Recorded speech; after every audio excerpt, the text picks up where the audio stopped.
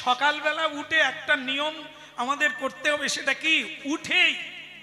উঠেই আগে নিজের বাড়ির যে মন্দির আছে থাকবে, যে কোনো বাড়িতে মন্দির বাদ দিয়ে বাড়ি হবে না, করা যাবে না।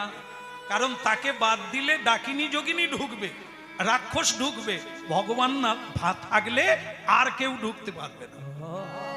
এই জন্য ভক্তি থাক আর না থাক, সকালবেলা উঠেই একটা প্রণাম দাও।